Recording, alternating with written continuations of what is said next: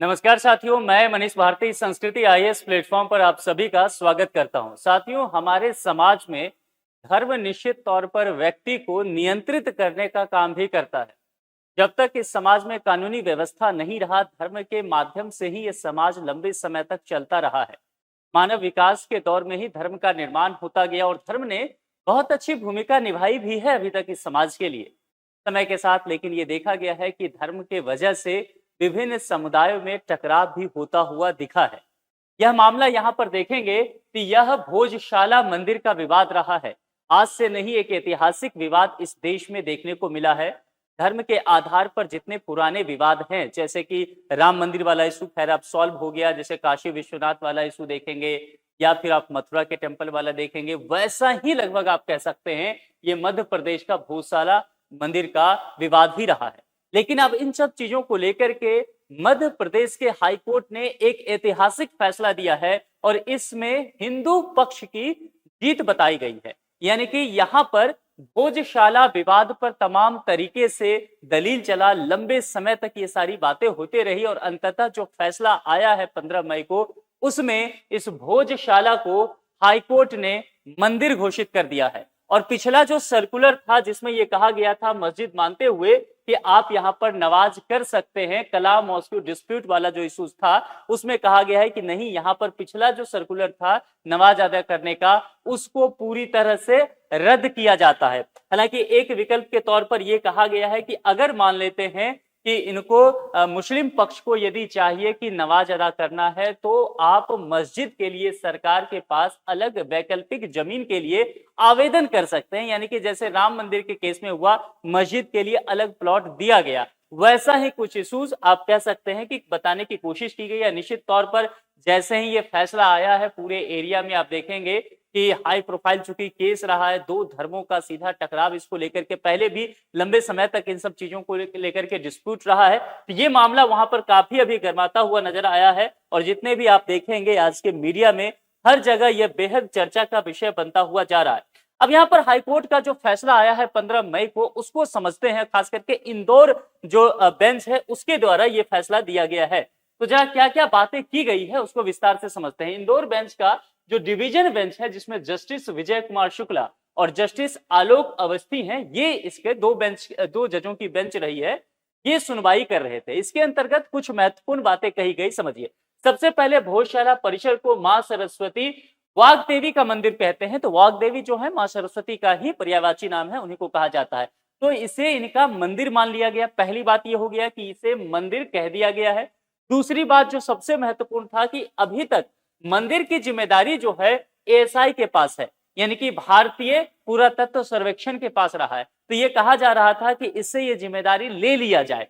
यहां पर यह कहा गया है कि ये संरक्षण की जिम्मेदारी जो एएसआई के पास है, ये आगे भी इस परिसर की रहेगी। तो दूसरा पॉइंट ये रहा इस जजमेंट का। तीसरा क्या कहा गया कि हिंदू पक्ष को पूजा का अधिकार है। अभी तक क्या रहता था, ट्यूसडे को और वसंत पंचमी साल में एक बार पूजा का अधिकार दिया जाता था, लेकिन अब यहां पर पूजा का अधिकार कह दिया गया है। और मुस्लिम पक्ष को यह कहा गया है कि आप वैकल्पिक भूमि के लिए सरकार के पास आवेदन कर सकते हैं। आपको सरकार चाहे तो मस्जिद के लिए दूसरा प्लॉट दे सकती है। और नमाज से संबंधित जो पूर्व अनुमति वाला सर्कुलर था, इसको पूरी तरह से रद्द कर दिया गया है। तो कुल मिलाकर के 5 पॉइंट यहां पर कहे गए हैं।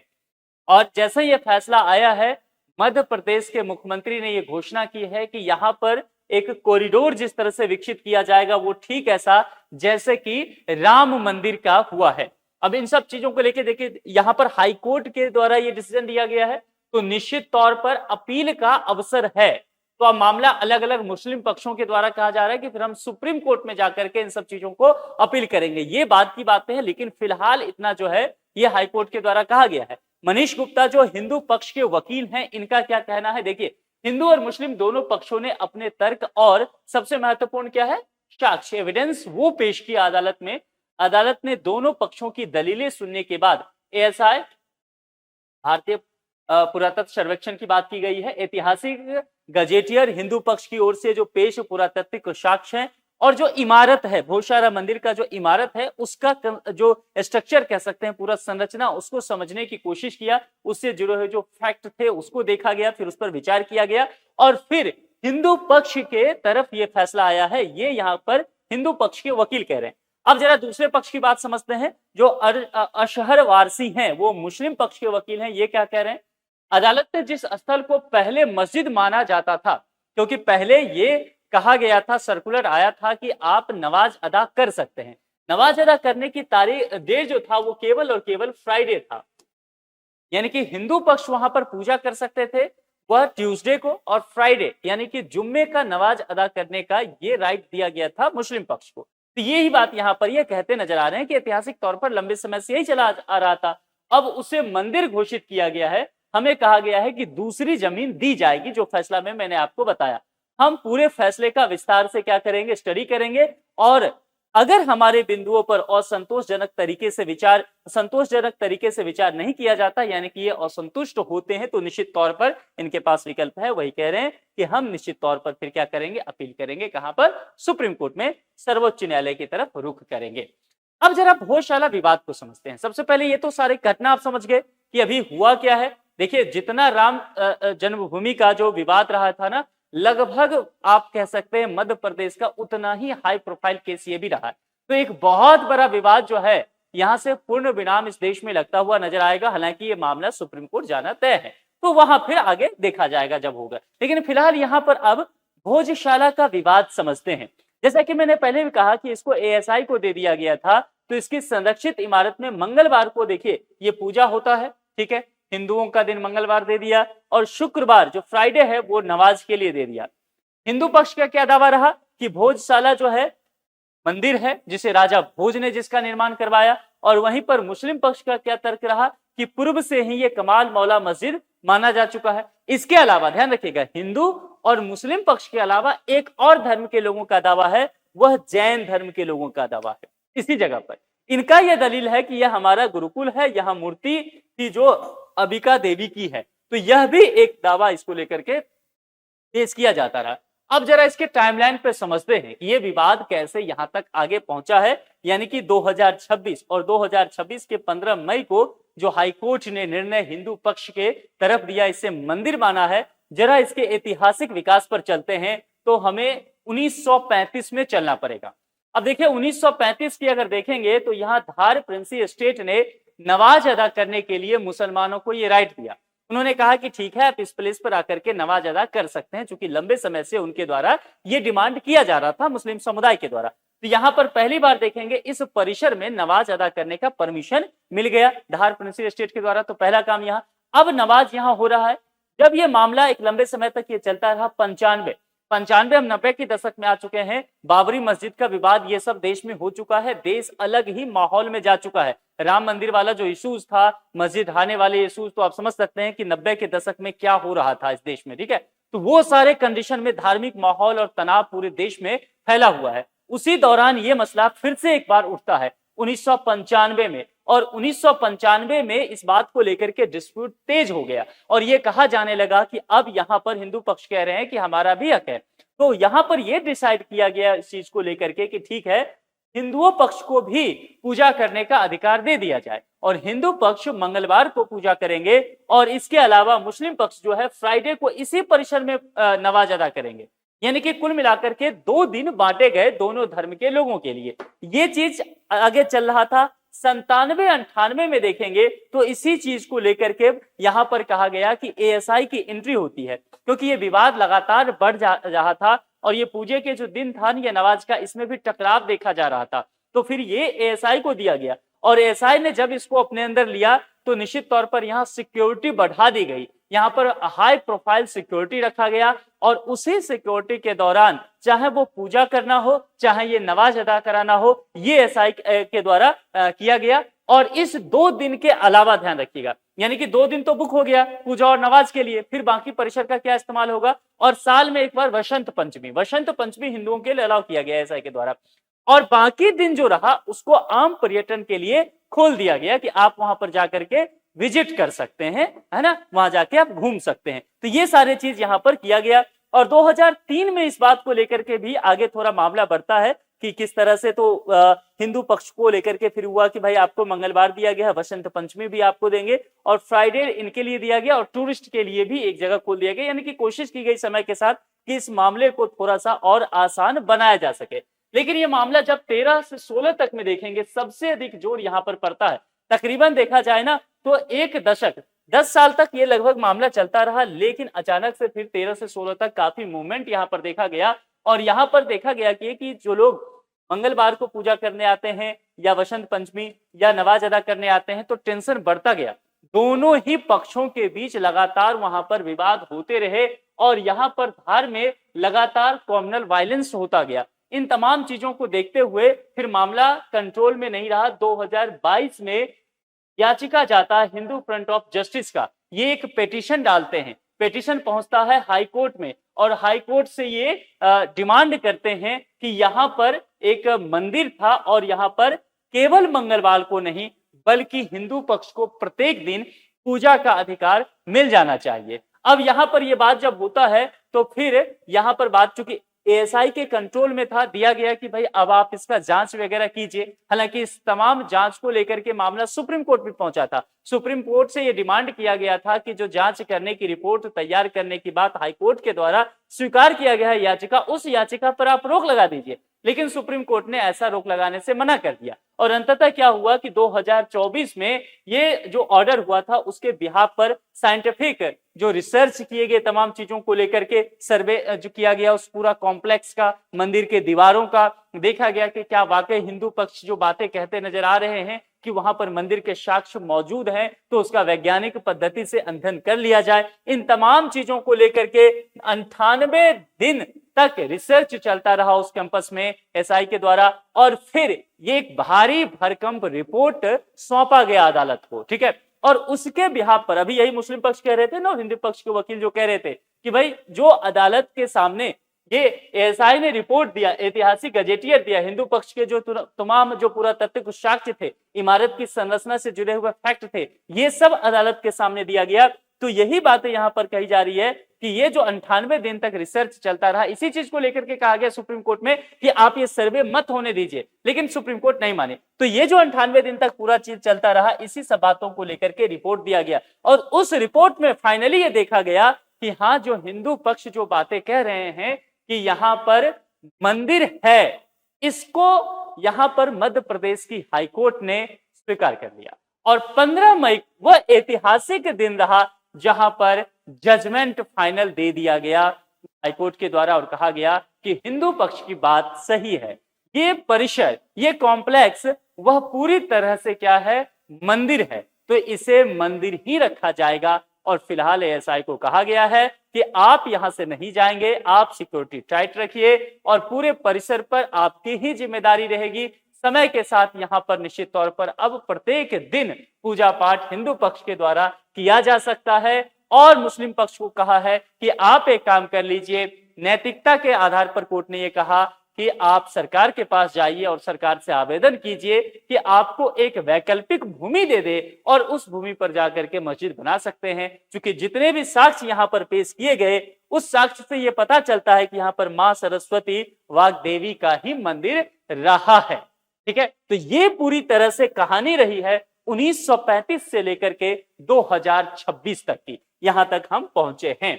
अब इसके अपने अपने अब यहां से डिबेट शुरू हुआ है समाज में कि क्या आगे चल के हो सकता है।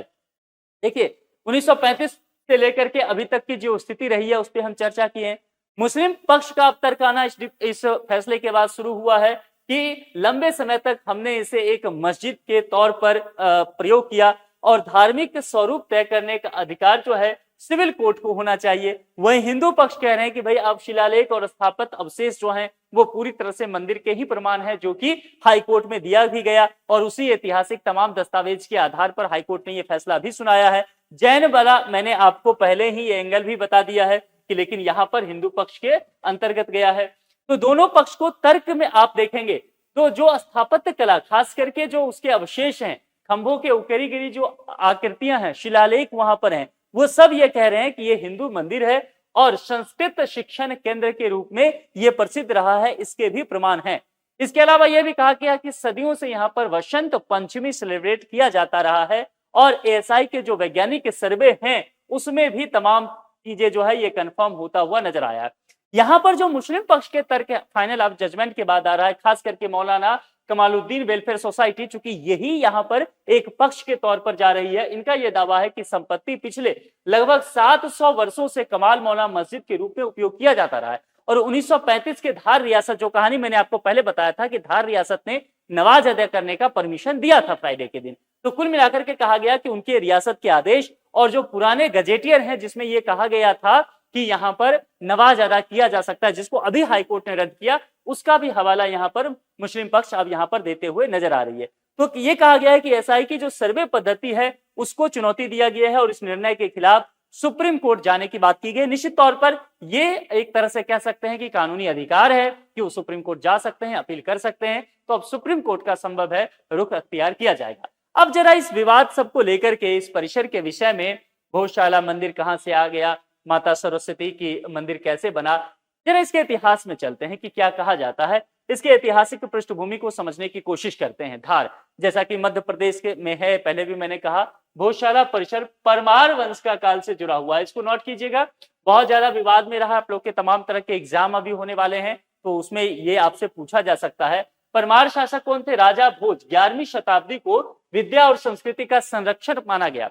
राजा भोज के विषय में आपने पढ़ा होगा, बहुत ही प्रतापी राजा माने जाते थे, ठीक है। और परमार वंश के विषय में भी आपने पढ़ा होगा, तो आपने ये देखा होगा उसमें कि अक्सर ये कहा जाता रहा कि राजा भोज जो है वो संस्कृत के, वाद्य यंत्र के, साहित्य के, है ना, इन सब के खुद भी बहुत जानकार रहे और इनकी अभिरुचि इन चीजों में रही। इसीलिए समाज में बहुत सारे इंस्टीट्यूट उन्होंने खुलवाए, है ना, और उसी के अंतर्गत ये भी बना। इनकी ये सोच ही जैसे कि नालंदा है, विक्रमशिला या तक्षशिला, वैसा ही कुछ यहाँ पर इस परिसर का ये निर्माण करवाना भी चाहते थे। ये सब आपने इतिहास में पढ़ा होगा, मैं बस हिंट दे रहा हूँ। तो राजा भोज के समय में शिक्षा एवं सरस्वती उपासना से संबंधित स्थापत्य के यहाँ निर्माण के उल्लेख भी हैं। दूसरी बात ध्यान रखिएगा, राजा भोज जो है सरस्वती माँ के उपासक भी माने जाते रहे, यानी कि विद्या के उपासक, यानी कि आप कह सकते हैं कि अध्ययन अध्यापन में इनका काफी, राजा होने के बावजूद भी, अभिरुचि रहा। तो ये तमाम जो कुछ ऐतिहासिक स्रोत रहा, भोजशाला को विद्या एवं संस्कृत अध्ययन के केंद्र के रूप में भी माना गया। अब देखिए यहाँ पर जरा समझते हैं, कानूनी पेच जानने से पहले भोजशाला के विषय में जानते हैं।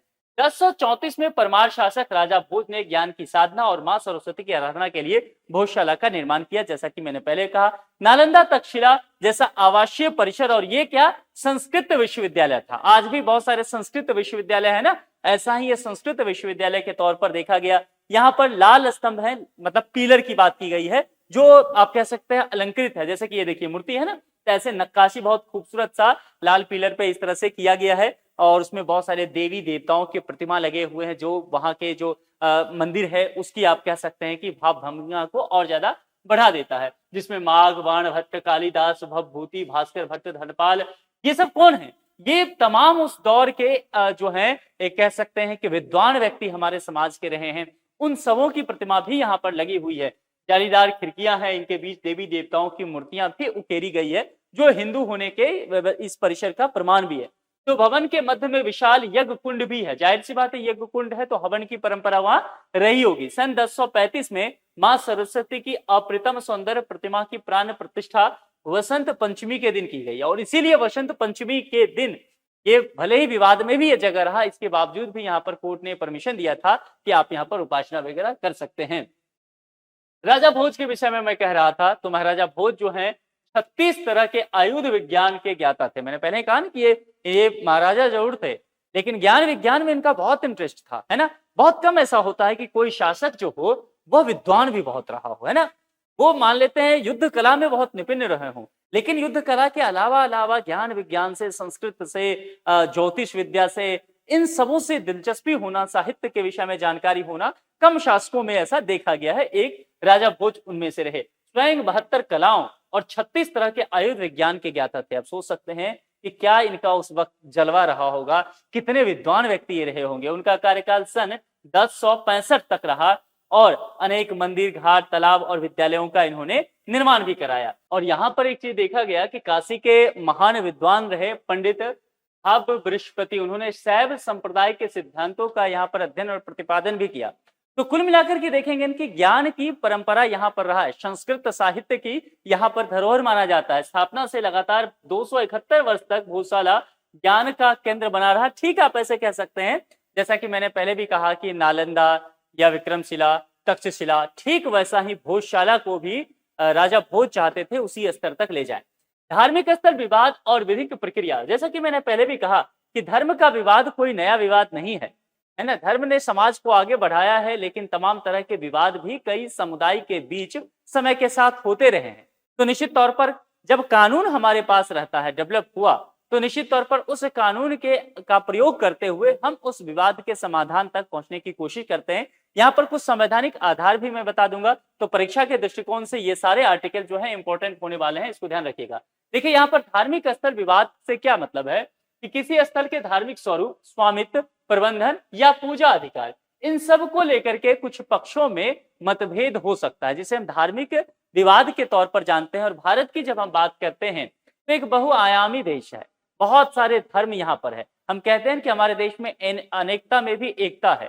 तो विविधताएं जिस समाज में बहुत रहेगा तो वह खूबसूरती तो है, लेकिन संभव है कभी कभी उन्हीं विविधताओं के आधार पर कुछ टकराव देखने को मिल सकता है। तो निश्चित तौर पर वह समाज सेंसिटिव तो जरूर होगा, और धर्म अपने आप में ही एक संवेदनशील मुद्दा हो जाता है। इसीलिए हमारे संविधान निर्माताओं ने जब संविधान का निर्माण किया, तो जब हम मौलिक अधिकार को लेकर के, फंडामेंटल राइट्स को लेकर के चर्चा चल रहा था, तब संविधान के भाग 3 में धार्मिक चीजों को लेकर के चर्चा की गई, जिसके अंतर्गत संविधान में अनुच्छेद 25 की व्यवस्था की गई, जिसमें किसी भी व्यक्ति को धर्म की स्वतंत्रता का अधिकार दिया गया। इसके अलावा जब 26 की बात करेंगे तो धार्मिक संस्थाओं को लेकर के भी व्यवस्था की गई कि आप अपने धार्मिक संस्थाओं का प्रबंधन कर सकते हैं, ये अधिकार है।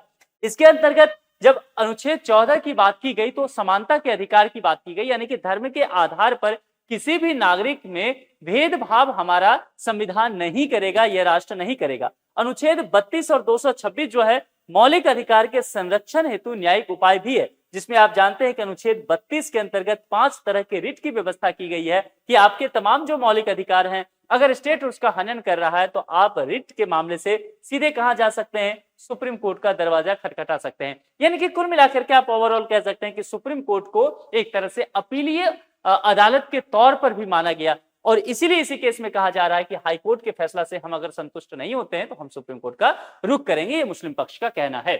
अब यहां पर ध्यान रखिएगा, परीक्षा के दृष्टिकोण से आपके लिए जो सबसे महत्वपूर्ण है वो है places of worship special provisions act 1991। ये राम मंदिर का जो मसला हुआ था ना, उस समय भी ये एक्ट बहुत ज्यादा चर्चा में आया था। इसके अंतर्गत कहा गया कि 15 अगस्त 1947 की जो स्थिति जिस धार्मिक स्थल की रही है उसको यथावत बनाया जाए, किसी धार्मिक स्थल के स्वरूप में परिवर्तन ना किया जाए। हाँ, एक अब बात, राम जन्मभूमि विवाद निश्चित तौर पर रहा था, इसलिए मैंने कहा कि ये एक्ट सबसे अधिक यहाँ पर चर्चा में लाया गया था। न्यायिक प्रक्रिया की अगर कुछ बातें करेंगे तो याचिका दायर की जा सकती है, जैसा कि इसमें भी हुआ। सिविल कोर्ट, हाई कोर्ट या सुप्रीम कोर्ट उसको देखेगी। साक्ष्य परीक्षण के लिए सबसे महत्वपूर्ण क्या है, एएसआई। ये सारी चीजें मैं आपको परीक्षा के दृष्टिकोण से बता रहा हूं, क्योंकि परीक्षा में आपसे विवाद नहीं पूछा जाएगा। अगर आप यूपीएससी के एग्जाम में जाते हैं, पीसीएस में, तो वहां आपसे विवाद नहीं पूछा जाएगा, वहां पर यही संवैधानिक या न्यायिक चीजें आपसे पूछ ली जाएगी। तो ये पता होना चाहिए, ठीक है। तो ये तमाम जो रिपोर्ट वगैरह देने का काम वो एएसआई के द्वारा किया जाता है। यहाँ पर भी एएसआई को ही ये जिम्मेदारी दी गई थी, और एएसआई ने 90 डेज तक ये तमाम तरह के वहां पर सर्वे किए थे। उसके आधार पर एक भारी भरकम रिपोर्ट जो है हाईकोर्ट को सौंपा गया था। अंतरिम आदेश जो है यथास्थिति फिलहाल बनाए रखने हेतु, और अंतिम निर्णय स्वामित्व, पूजा अधिकार या प्रबंधन पर हुआ है। अपील प्रक्रिया निश्चित तौर पर आप उच्चतम न्यायालय में यानी कि सुप्रीम कोर्ट में जाकर के चुनौती दे सकते हैं। तो ये सारा एक पैटर्न ध्यान रखिएगा जहां पर परीक्षा के दृष्टिकोण से आपसे पूछे जा सकते हैं। कुछ उदाहरण अगर इस तरह के केसेस का पूछा जाए तो देखिएगा, राम जन्मभूमि विवाद जो रहा है, सुप्रीम कोर्ट का 2019 का ऐतिहासिक निर्णय रहा है, ये आप निश्चित तौर पर ध्यान रखिएगा। दो बड़े विवाद इस देश में और हैं, एक काशी विश्वनाथ, एक मथुरा का श्री कृष्ण जन्मभूमि, जो मैंने पहले भी बताया। ये दोनों खास करके यहाँ पर देखेंगे ज्ञानवापी परिसर। आप जाएंगे काशी विश्वनाथ का कॉरिडोर जो है, कॉरिडोर के एक द्वार के ठीक बगल में आप देखेंगे जो अंदर एक तरह से कहा जाए ना कि बेसमेंट टाइप में देखेंगे, वहां पर ज्ञानव्यापी परिसर, एक मंदिर बना भी, एक मूर्ति स्थापित किया गया है, जहां पर पूजा अर्चना को लेकर के हाईकोर्ट ने परमिशन भी दिया है। तो ये मामला फिलहाल जो है न्यायालय में है, इसीलिए इस पर बहुत डिबेट करना ठीक नहीं होगा। और मथुरा श्री कृष्ण जन्मभूमि विवाद, यह भी न्यायालय में चल रहा है।